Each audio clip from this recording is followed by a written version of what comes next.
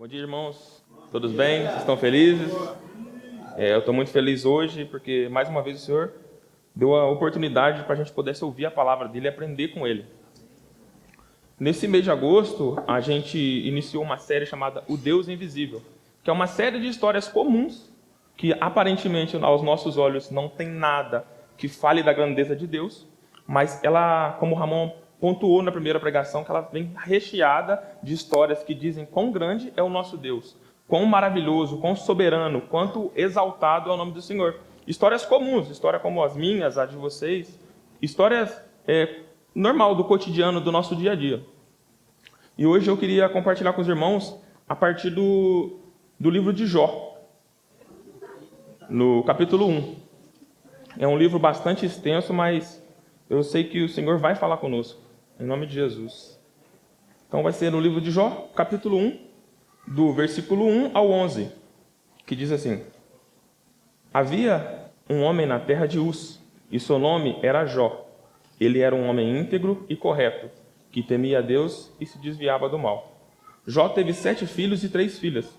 Possuía 7.000 ovelhas, 3.000 camelos, 500 juntas de bois e 500 jumentas. Tinha também muitos servos que trabalhavam para ele, de modo que era o homem mais rico de todos do Oriente. Seus filhos visitavam uns aos outros, e cada vez um deles fazia um banquete, e mandava convidar suas 3 irmãs para comerem e beberem com eles. Passado o período de banquetes, Jó os chamava para os santificar. Levantava-se de madrugada e oferecia sacrifícios de acordo com o número de todos eles, pois Jó pensava: talvez meus filhos tenham pecado e blasfemado contra Deus no coração. E era assim que Jó sempre procedia.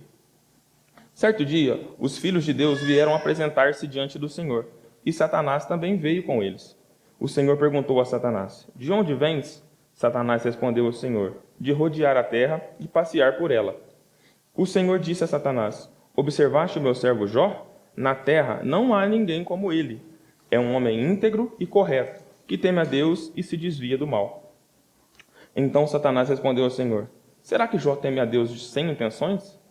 Por acaso tu não tens protegido de todos os modos, e ele, sua família e tudo que ele tem? Tu tens abençoado a obra de suas mãos, e os seus bens se multiplicam sobre a terra.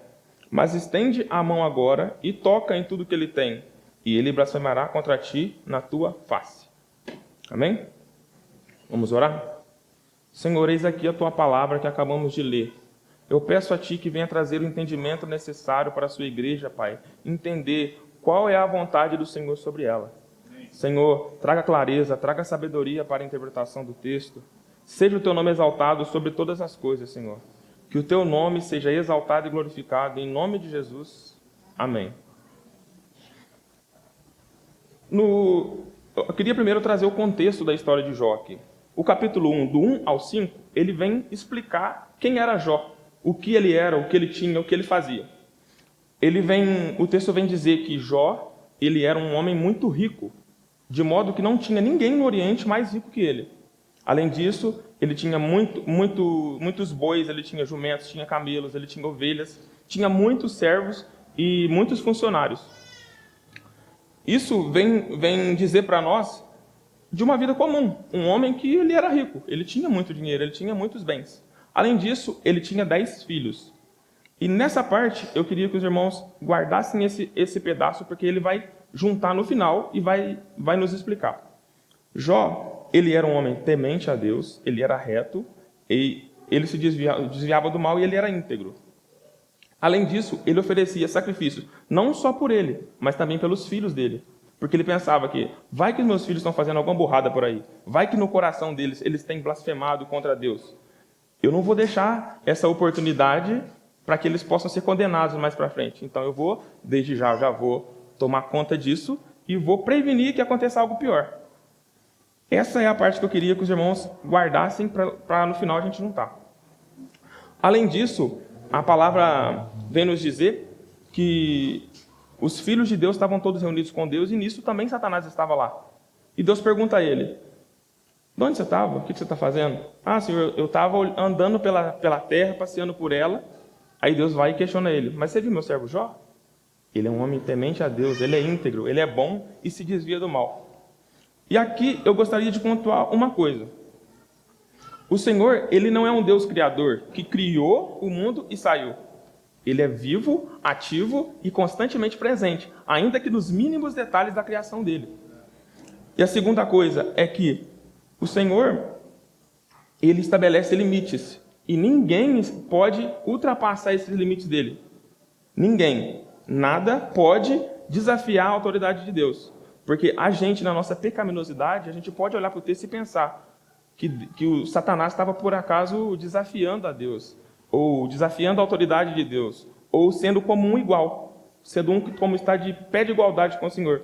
Mas, na verdade, não. Ninguém desafia a soberania, a autoridade e o poder de Deus. E isso é uma coisa maravilhosa para a gente entender, porque todos os planos de Deus que está vivo e ativo na sua obra, eles não podem ser frustrados. Eles não podem, ninguém pode ultrapassar os limites que Deus estabelece. E aqui, no capítulo 1, a partir do 12, que Satanás começa a pensar que pode desafiar o Senhor. Falando assim, mas no 11, do 1, mas é lógico que ele vai te adorar, é lógico que ele vai te servir. Tudo que o homem põe a mão, o Senhor abençoa. Tudo que ele põe a mão, o Senhor multiplica. Os filhos do homem vivem fazendo banquete. Tudo que ele tem, faz só multiplicando. É lógico que ele vai te adorar. Mas então faz o seguinte, toque alguma coisa que ele tem, tira as coisas que o Senhor dá a ele, tira as bênçãos que o Senhor tem sobre ele, que ele vai blasfemar na tua face, eu tenho certeza. E é aí que o Senhor vai e estabelece o limite para ele. E fala, então pode ir, vai lá e toca em tudo que ele tem. Mas a única coisa que você não vai tocar é na vida dele. Você não pode matar ele. É o Senhor estabelecendo limites sobre as coisas. Estabelecendo limites, porque até Satanás está sob a autoridade do Senhor. Ele não pode ultrapassar 1 centímetro que seja daquilo que Deus determinou. E isso é prova da soberania do Senhor e do cuidado dele, do zelo dele para conosco. Porque os próximos capítulos é sobre o sofrimento de Jó, sobre tudo que ele passou, que Deus permitiu e Deus cuidou dele em todas as áreas. E aqui ele começa a sofrer, ele sofre 5 pancadas, 5 golpes, ou 5 áreas da vida dele foram afetadas. Que para a gente analisar, seriam as áreas vitais, seriam as áreas de mais importância para nós. O início do texto vem falar que Jó era um homem rico, que ele tinha 10 filhos, 7 homens, 3 mulheres. Ele era casado, ele tinha muitos servos, ele tinha muitos funcionários. Mas aí o Satanás sai muito depressa da presença do Senhor e vai fazer aquilo que ele falou que faria para poder envergonhar Jó e envergonhar a autoridade, a sabedoria e a soberania de Deus. Ele vai e começa a tocar nas áreas de Jó. A primeira área que ele toca é na área financeira. A Bíblia vem dizer que os funcionários de Jó estavam no campo, cuidando dos animais, cuidando dos bichos lá, cuidando de tudo que Jó tinha, que era de riqueza. E nisso vem um servo correndo e fala, Senhor, a gente estava no campo cuidando dos bichos, e de repente veio um povo até nós, matou todos os bichos, roubou tudo que tinha, e matou o fio da espada a todos os seus funcionários. Só eu sobrei para poder vir te contar a história. Antes que ele terminasse de falar, veio um segundo, Senhor, as suas ovelhas estavam no campo, e de repente veio fogo do céu, veio um raio do céu, e matou todas as ovelhas e os servos que cuidavam dela. Só sobrou eu para cuidar, para poder vir te contar a história, Senhor. Antes que ele terminasse de falar, vem um terceiro, fala, Senhor, os seus filhos estavam todos reunidos num banquete, numa casa, e de repente veio do deserto um vento impetuoso, tomou conta dos 4 cantos do lugar onde eles estavam, derrubou a casa e mataram todos os seus 10 filhos. Eu queria pontuar aqui agora que se uma situação dessa acontecesse com a gente, seja ela financeira, a inicial, a gente já se desestabilizaria. Se a nossa confiança não estivesse no Senhor. Que foi o que aconteceu? Foi o que Jó preservou aí. Quando ele recebe a notícia de que todos os seus 10 filhos tinham sido mortos de uma só vez, ele raspa o cabelo em sinal de humilhação ao Senhor, ele se prostra diante do Senhor e fala, nu eu saí do ventre da minha mãe, e para lá nu eu voltarei, porque tudo que eu tenho foi o Senhor que me deu, eu não conquistei nada, foi o Senhor que me deu, portanto é de direito do Senhor tomar se for a tua vontade. Essa é a resposta de Jó para aquilo que aconteceu, que poderia desestabilizar ele completamente. Logo em seguida, a gente vê que tem mais uma reunião dos filhos de Deus. Tem mais uma reunião, eles se reúnem e Satanás está lá de novo. E o Senhor fala, você viu meu servo Jó? Ele é um homem íntegro, ele é um homem bom, ele é honesto, ele me teme e ainda se desvia do mal. Aí o diabo vai e fala para ele, tudo bem, o Senhor tirou todos os bens que ele tinha, o Senhor tirou os filhos dele, mas toca na pele dele, toca na saúde que ele tem. Porque um homem, ele pode conquistar outras coisas se ele tiver saúde. Se ele tiver saúde, ele corre atrás e ainda consegue. Tudo aquilo que é de financeiro que ele conseguiu, ele consegue recuperar. Mas toca na saúde dele. Deus estabelece e confirma mais uma vez a autoridade e a soberania dele. Ele diz, pode ir, pode tocar, mas preserva a vida dele. A única coisa que você não pode tocar é a vida dele. Você não pode ir 1 centímetro a mais do que eu estabeleci. Você não pode ir 1 centímetro a mais daquilo que eu ordenei. E ele vai e fere Jó com uma doença grave. Ele fere Jó com muitas feridas mortais, diz a Bíblia. E Jó naquela aflição, então a terceira área da vida dele é afetada, é a saúde. Ele perdeu toda a riqueza, todos os bens que ele tinha. Ele perdeu os 10 filhos que ele tinha. E agora ele perde também a saúde. São 3 áreas. Aqui, a gente pode imaginar que a nossa base é a nossa família. Primeiro Deus, a nossa família, os nossos amigos, os nossos cônjuges. Aqui, Jó pode talvez pensar, poxa, eu perdi meu dinheiro, eu perdi os meus filhos, mas eu mantive a minha fé. Agora, pelo menos os meus amigos eu tenho. E é a hora que os amigos dele se aproximam. Os amigos dele chegam e vê ele naquela situação. Eu imagino o tamanho da aflição dele quando ele pega um caco e começa a se coçar. Ele já não tem mais nada, ele começa a se coçar com aquele caco, porque o único alívio que ele tem é aquilo. E a esperança de que ele não fez nada para acontecer isso. Não foi porque ele pecou contra Deus. Não foi porque ele fez nada contra o Senhor que isso aconteceu. Foi justamente uma prova do Senhor, de que Ele é soberano e cuida de todos os detalhes. Ele cuida de todas as áreas da nossa vida. E os amigos dele chegam agora para ele e falam, certamente você pecou contra o Senhor. Certamente você fez alguma burrada, você fez alguma coisa errada para que isso acontecesse com você. Não tem explicação. Você deve ter roubado alguém para você ter tanto dinheiro. Não pode ser normal. Então agora ele perde um dos últimos apoios que ele tinha, apesar de tudo aquilo que ele tinha acabado de sofrer. Ele começou a sofrer tanto, e nem os amigos dele conseguiu olhar para ele e falar, poxa, eu consigo te ajudar de alguma maneira? Eu consigo te fortalecer de alguma forma?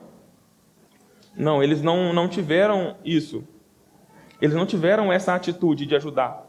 E é nessa hora que eu faço o convite para nós como comunidade, quando tiver algum irmão que estiver passando por uma situação que a gente não entenda, mas a gente saiba que é o Senhor provando, a gente ter essa misericórdia com os irmãos, a gente ter esse apoio, a gente poder ajudar quem está precisando de ajuda. Em tudo, a gente vê que Jó não pecou, nem blasfemou contra Deus. Ele não levantou a voz para falar, mas por que o Senhor está fazendo isso comigo? Eu não merecia isso, Senhor. Ele poderia falar, Senhor, mas eu tenho sido um homem tão bom, eu tenho feito sacrifício até que não era para eu fazer. Mesmo assim, eu tenho feito pelos meus filhos, Senhor. Eu tenho feito sacrifício por ele, para que, mesmo que eles tivessem feito alguma coisa de errado, o Senhor pudesse cobrir eles com a tua mão e os livrar de qualquer mal que eles pudessem passar. Mas não, ele não fez isso. Ele manteve a conduta do início do capítulo. Ele manteve, ele foi fiel ao Senhor, ele não blasfemou. E não teve ajuda de ninguém. Mas aí você pode pensar, poxa, meus amigos não me ajudaram. Eu já não tenho meus filhos mais para me apoiar.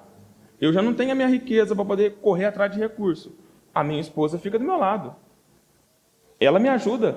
Não foi? A gente não fez os votos lá? Que a gente seria fiel um ao outro, ainda na doença, na saúde, na riqueza, na tristeza, na alegria? Ela vai ficar do meu lado. Ela vai me ajudar. Foi o Senhor que me deu ela.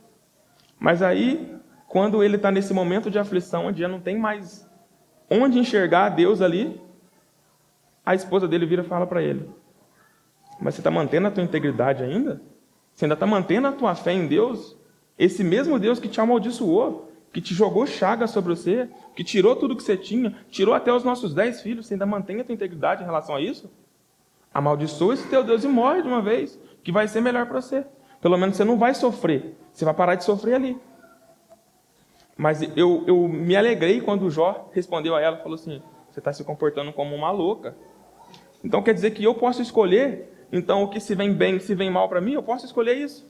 Não foi Deus que deu, eu acabei de falar, ué. Foi Deus que deu, e se Ele tirou, bendito seja o nome do Senhor. E nisso foi onde Jó se prostra diante do Senhor e fala, Senhor, o Senhor me deu, o Senhor tirou, então por isso o seu nome é bendito. Porque eu não posso escolher para mim se eu quero o bem ou se eu quero o mal. O Senhor sabe de todas as coisas. E se eu tenho me mantido fiel aqui foi porque o Senhor me fortaleceu. Porque nem isso de mim mesmo sairia. Nem essa perseverança, nem essa fé em mim, ela brotaria de mim. Foi o Senhor que colocou. Por isso o teu nome seja glorificado. Aí nisso, entre o capítulo 3 e o capítulo 7, Jó começa a questionar, mas não questionar Deus, mas questionar a si mesmo. Por que foi que eu nasci? Eu amaldiçoo o dia que eu nasci. Por que foi que eu não morri no ventre da minha mãe? Por que foi que os seios da minha mãe não estavam murchos de leite para que eu morresse de fome? Porque era um sofrimento, uma angústia, uma aflição tão grande que o âmago dele clamava. Porque eu sei, Senhor, que Tu és quem me colocou nessa prova. Eu sei que Tu és quem vai me fazer passar por ela. Quem vai me fazer chegar ao final, Senhor.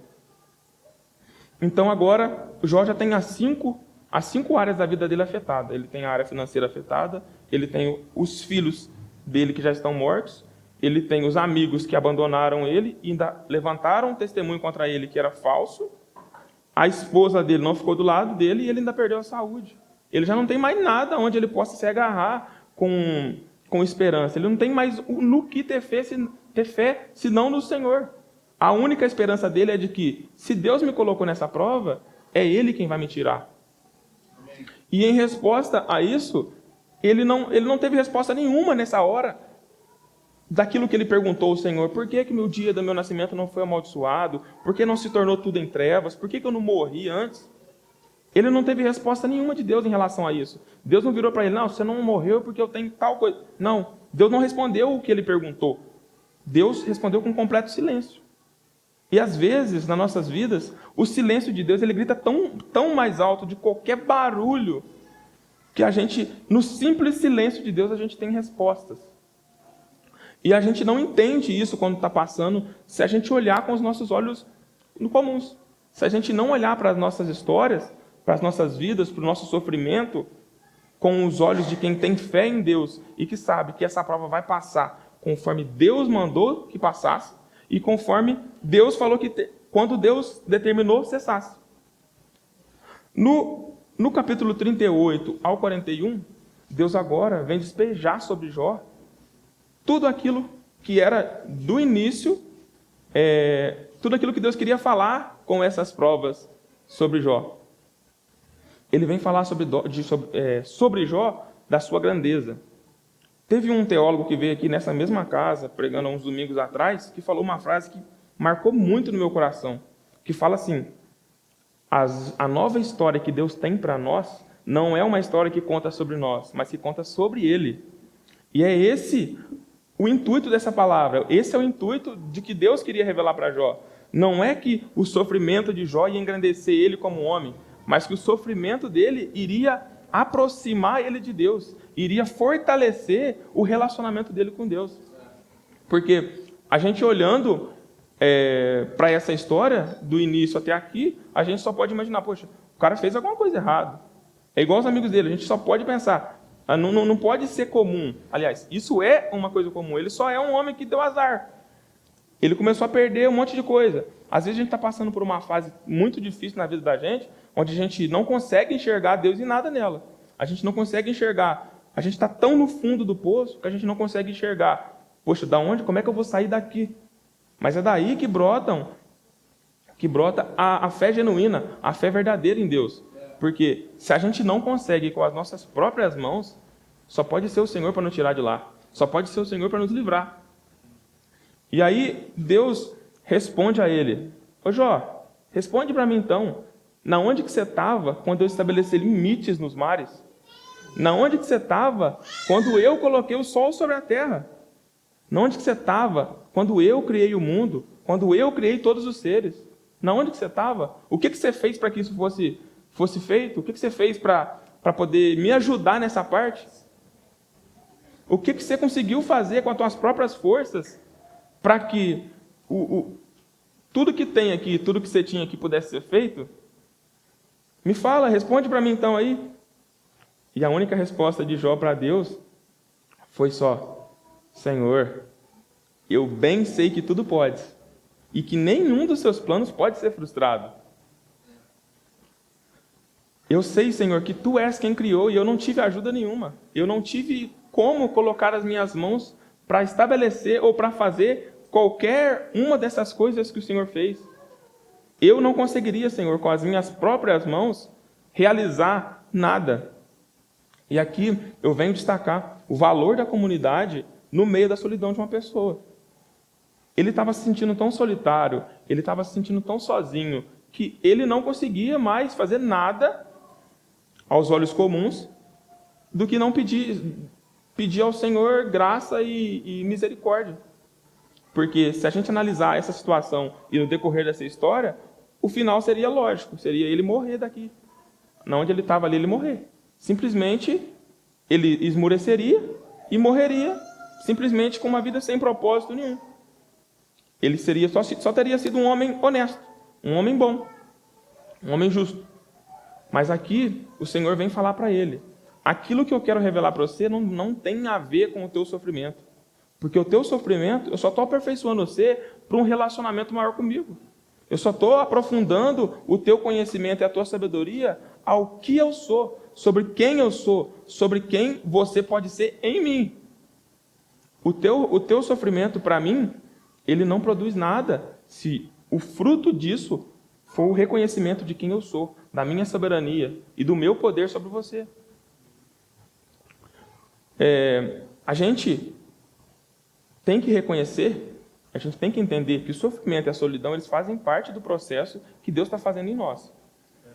Se Deus nos colocou, e isso não faz parte de nada que a gente tenha feito contra Deus, nenhum pecado que a gente tenha feito pecado contra Deus, isso só pode produzir frutos maiores, que esses frutos a gente só vai conseguir colher no Senhor.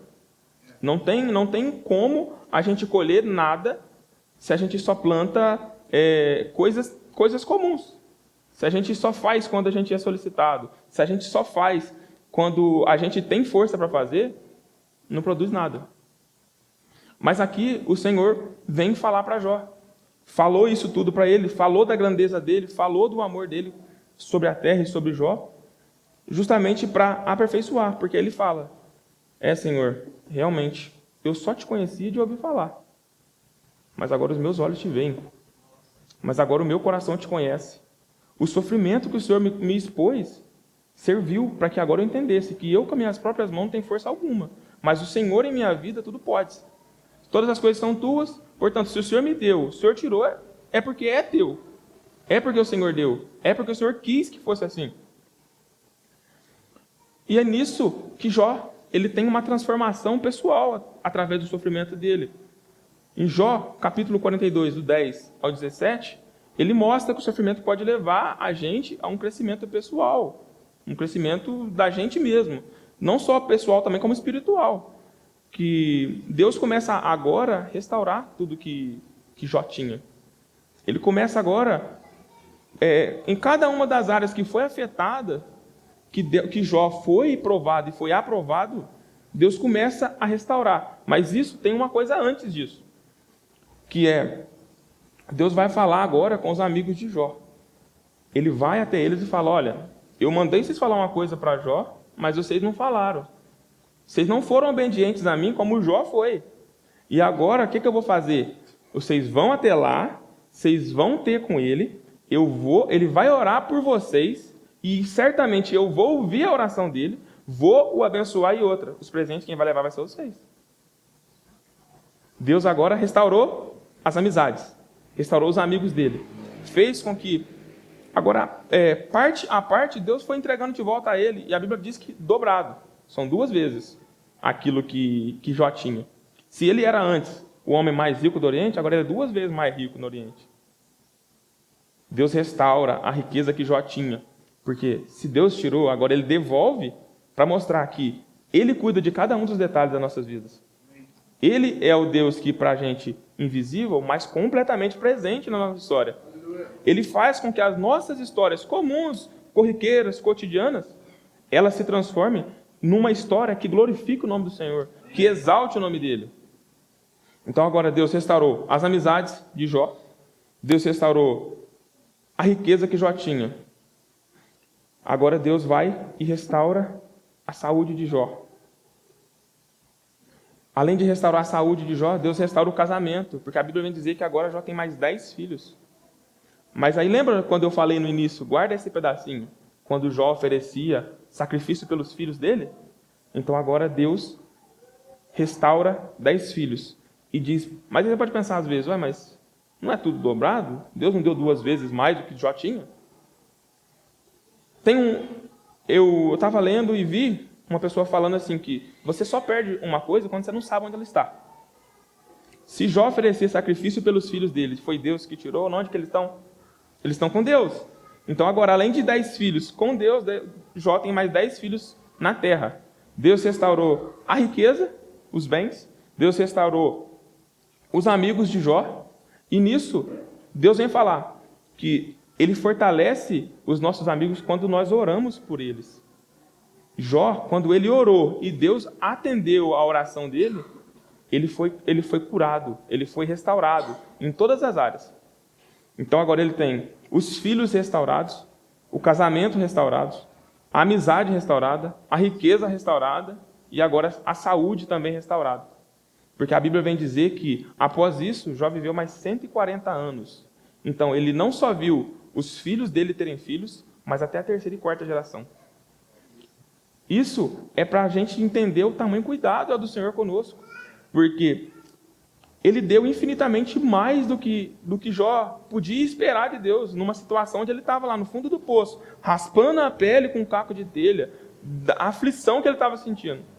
Essa semana, o Henrique ficou doente, a gente precisou ir no hospital 3 vezes. A gente vê ele amoadinho, do jeito que ele estava. A gente vê ele triste, não conseguindo brincar. Isso já me cortava o coração. Eu não consigo imaginar o tamanho da dor que Jó sentiu quando os 10 filhos dele morreram de uma só vez. E isso, tudo num dia. Ele perdeu tudo que qualquer pessoa poderia estimar como de valor. Ele perdeu tudo num dia só. E aí a gente começa a entender que o Deus invisível, Ele cuida dos mínimos detalhes.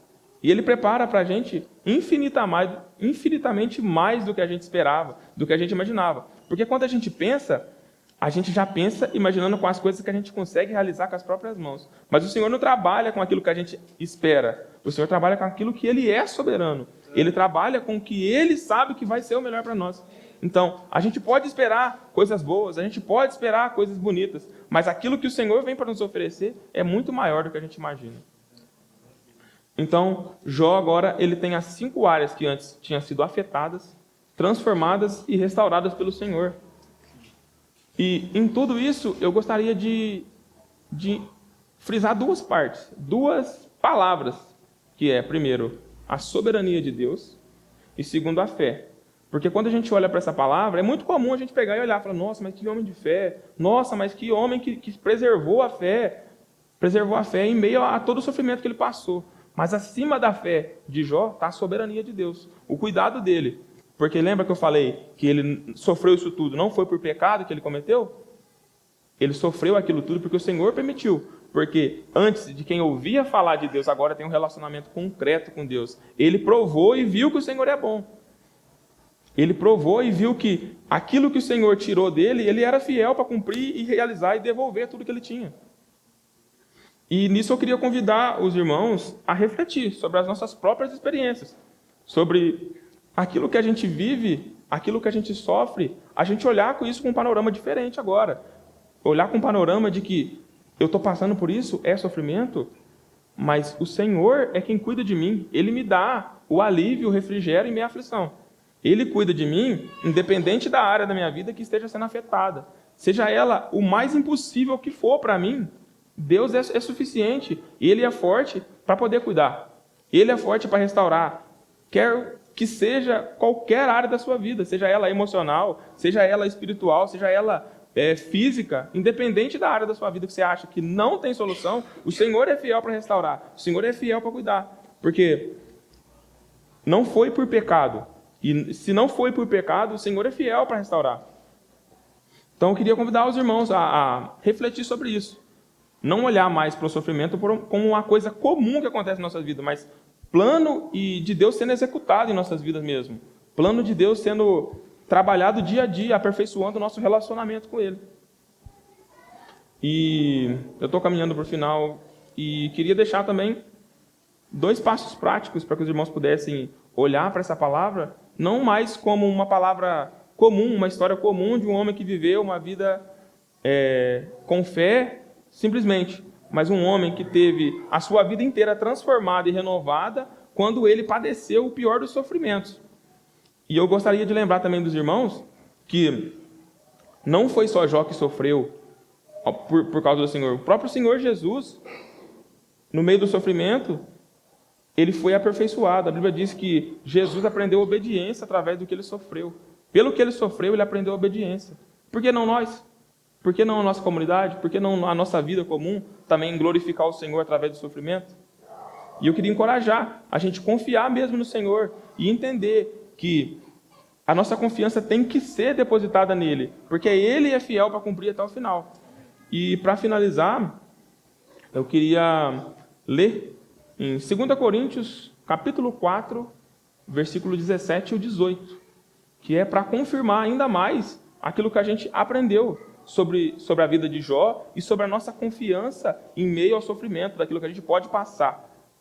Que diz assim: porque a nossa leve e momentânea tribulação produz para nós um peso eterno de glória muito excelente, não atentando nós às coisas que se veem, mas nas que se não veem, porque as que veem são temporais, e as que se não veem são eternas. As coisas que a gente pode tocar, as coisas que a gente pode apalpar, são coisas passageiras. Mas aquilo que a gente vive, a gente sofre, ela está aperfeiçoando e produzindo em nós peso de glória eterno com o Senhor. Está produzindo em nós coisas que a gente nunca imaginou, nem poderia imaginar em tocar. Porque é o Senhor produzindo isso em nós, através da nossa fé, através da nossa resposta ao Senhor, daquilo que a gente está padecendo, daquilo que a gente sofre. E eu queria mais uma vez enfatizar, aquilo que a gente sofre, não sofre à toa. A gente está sofrendo porque o Senhor está produzindo em nós fé, esperança, confiança nele. E a cada dia mais aperfeiçoando em nós o entendimento de que Ele é soberano sobre as nossas vidas. Todas as coisas são feitas para glorificar o nome dEle. Amém? Queria orar. Senhor, eu glorifico o Teu nome, Senhor, porque Tu és bom. O Senhor é quem cuida de cada um dos Seus filhos, Senhor. Seja nos mínimos detalhes, Senhor, obrigado. Porque o Senhor é que tem aperfeiçoado a nossa fé. O Senhor é quem tem nos moldado segundo a Tua imagem, Senhor. Eu te peço, Senhor, não nos deixe pecar em paz. Não nos deixe, Senhor, olhar para os nossos sofrimentos com os olhos humanos, de que coisas ruins acontecem. Mas eu queria, Pai, que o Senhor aperfeiçoasse em nós o entendimento de que toda tribulação, todo o sofrimento que nós podemos passar, seja para exaltar o Teu nome, para glorificar o Teu nome, Senhor, e para exaltar quem Tu és, o Deus vivo, ativo e presente na sua história, Senhor, cuidando de cada um dos Seus filhos, cada um dos nossos irmãos, para a Tua honra e glória, Senhor. Eu te exalto.